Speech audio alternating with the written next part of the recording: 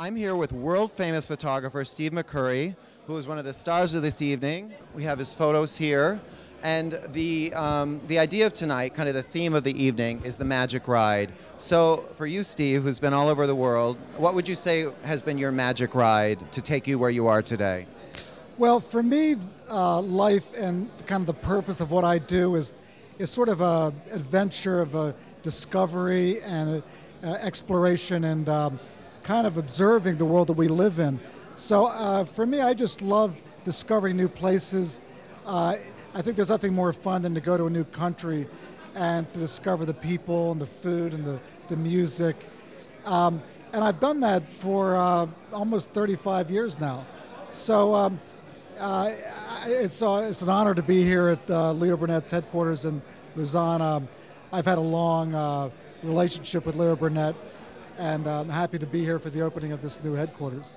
Now you do, I mean, you're famous for your work in Afghanistan before the Russian invasion, and yet you're also famous for your commercial work. Do you enjoy both? I mean, do you have or for you, is it just really the capturing the image and that idea, or do you have a preference?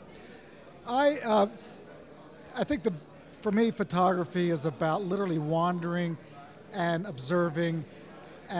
My first interest is really reportage and magazine photography and just really recording the life that we live in. I think that getting lost in the moment on the street in a city or a village is great fun, and observing. I think photographers see things that other people don't. I think we can, where our eye is sort of trained to see things that are kind of hidden.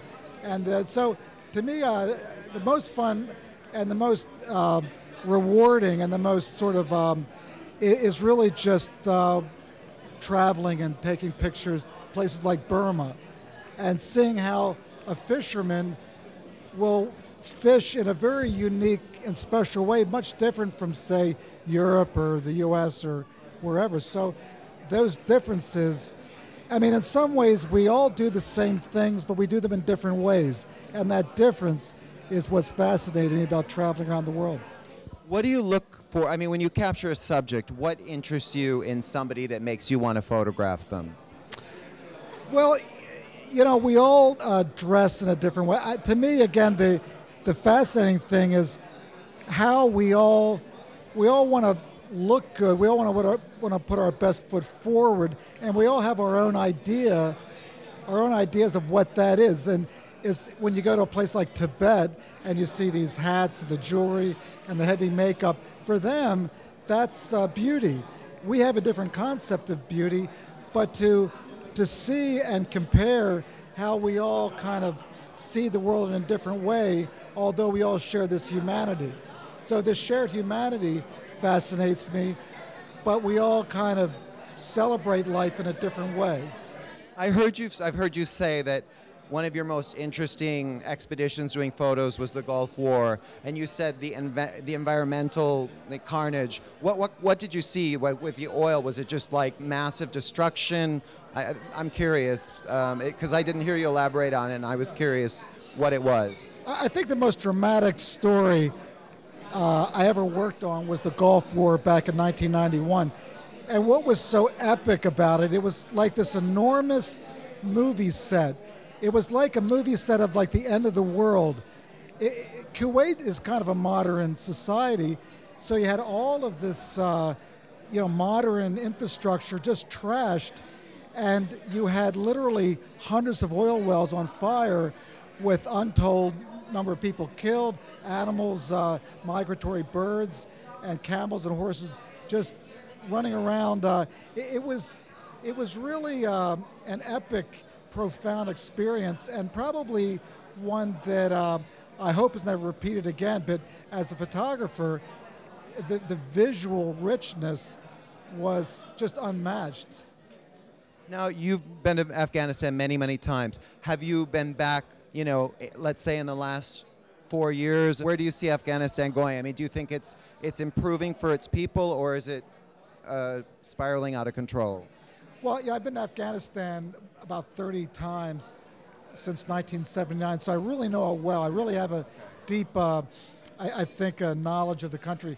To me, the situation in Afghanistan is going to have to be sorted out by the Afghans themselves. I think that, the Russians, the British, there's been all these sort of foreign influences over the years, and in the end, it's going to have to be an Afghan solution. So I think that, in a way, the best thing that all the foreign powers involved, we can kind of step aside to some extent and let the Afghans sort this problem out for themselves. Okay. Okay, so we're in Lausanne. Have you been to Lausanne before in Switzerland? I've been to Switzerland several times. It's my first time here. I've been to St. Moritz and I've been to Geneva and Zurich, but this is my first time. It's absolutely gorgeous. I couldn't think of a better location to live or to work or to take a holiday. It's really, really spectacular. And we're here at this is the inauguration of our new Leo Burnett office here in Lausanne. And what do you think of the office? Oh, it's fabulous. We walked up the hill from the hotel.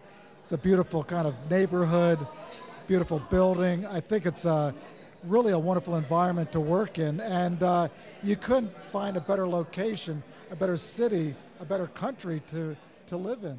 It's been a great collaboration between Leo Burnett and you, so we're thrilled to have your exhibition, and we're thrilled to have you here tonight. Thank you very much. It's an honor to be here. Okay. Thank you. Thank you.